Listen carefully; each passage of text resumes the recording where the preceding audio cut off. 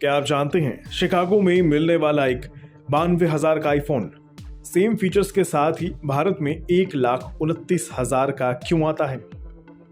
भारत के पूर्व RBI governor Raghuram Rajan क्यों सरकार की पीएलआई स्कीम पर सवाल खड़े कर रहे हैं और क्या कनेक्शन है इन दो अलग अलग बातों का? चलिए जानते हैं आज के इस वीडियो में। दरअसल भारत के पूर्व आरबीआई गवर्नर रघुराम राजन ने भारत सरकार की प्रोडक्शन लिंक्ड इंसेंटिव स्कीम यानी पीएलआई स्कीम पर कुछ सवाल खड़े किए हैं। जैसे टैक्स पेयर्स को क्यों मैन्युफैक्चरर्स को मिलने वाली सब्सिडी का बोझ उठाना पड़ रहा है, या फिर भारत में मैन्युफैक्चरिंग के नाम पर केवल असेंबलिंग ही क्यों हो रही है। सवाल वाजिब है, लेकिन इसके पीछे कारण क्या है? रघुराम राजन ने टैक्स पेयर्स पर सब्सिडी का बोझ पड़ने वाली बात को समझाने के लिए सेलफोन इंडस्ट्री का सहारा लिया। राजन का कहना है कि साल 2018 में मोबाइल के इंपोर्ट पर कस्टम ड्यूटी को 20% बढ़ा दिया गया। इससे मोबाइल की घरेलू कीमत बढ़ गई। उदाहरण के लिए जो आईफोन 13 प्रो मैक्स शिकागो में टैक्सेस मिलाकर 92,500 रुपये में मिल जाता है, वही सेम फीचर वाले उसी मॉडल की कीमत भारत में 40% बढ़कर 1,29,000 रुपये हो जाती है। ऐसा ही हाल आपको नए लॉन्च हुए आईफोन 14 में भी देखने को मिलेगा। अमेरिकी बाजार में आईफोन 14 लगभग 63,700 रुपये का मिलता है। वही फोन भारत में 79,900 रुपये की शुरुआती कीमत में लॉन्च हुआ है, यानी दोनों मार्केट्स में अंतर लगभग 16,200 रुपये का है। ये अंतर ही लोगों के मन में सवाल पैदा करता है कि आखिर क्यों भारत में आईफोन इतना महंगा है, और इसी कारण से रघुराम राजन भी सवाल उठा रहे हैं सरकार की पीएलआई स्कीम पर।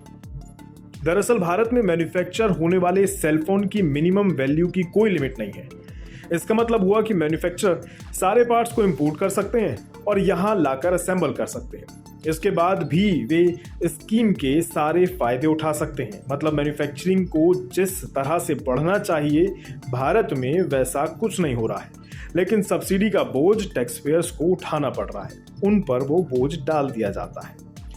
इसी कारण से राजन पीएलआई स्कीम पर सवाल खड़े कर रहे हैं। आसान शब्दों में आईफोन को ही एक उदाहरण के तौर पर देखते हैं।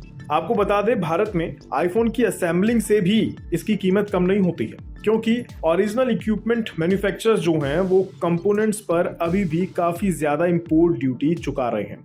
उनको काफी ज्यादा इंपोर्ट ड्यूटी भरनी पड़ती है, जो कि कंपनी के लिए एक अतिरिक्त बोझ की तरह है। आईफोन में इस्तेमाल होने वाले पीसीबीए यानी प्रिंटेड सर्किट बोर्ड असेंबली पर लगभग 20% की इंपोर्ट ड्यूटी लग जाती है। इसी तरह आईफोन चार्जर पर भी 20% की इंपोर्ट ड्यूटी लगती है। प्रोडक्ट पर इंपोर्ट ड्यूटी के अलावा स्मार्टफोन पर 18% का जीएसटी अलग से लग जाता है।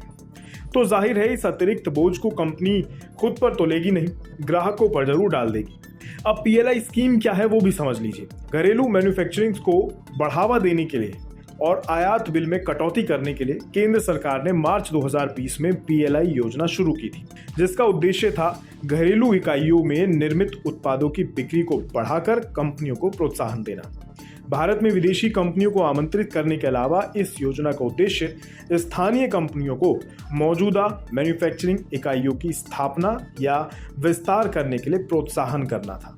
लेकिन राजन का इस आईपीएल स्कीम पर कहना है कि पिछले कुछ समय में भले ही निर्यात तेजी से बढ़ा हो, लेकिन ऐसा तो तब भी हो रहा था जब पीएलआई स्कीम लागू ही नहीं हुई थी। वहीं आयात को देखें तो वे अभी भी बढ़ रहा है, जबकि स्कीम से पहले उसमें ठहराव आने लगा था। इससे भी साफ पता चलता है कि मैन्युफैक्चरर्स को पीएलआई स्कीम के कारण पार्ट्स को इंपोर्ट कर यहां सिर्फ असेंबली करने के लिए बढ़ावा मिल रहा है। यानी भारत में मेड इन इंडिया के कॉन्सेप्ट में कहीं कोई खामी है, जो लॉन्ग टर्म में भारत के लिए सही नहीं है।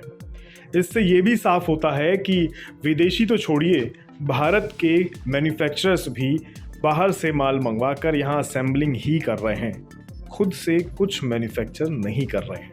आपका इस पर क्या कहना है? कमेंट बॉक्स में बताएं।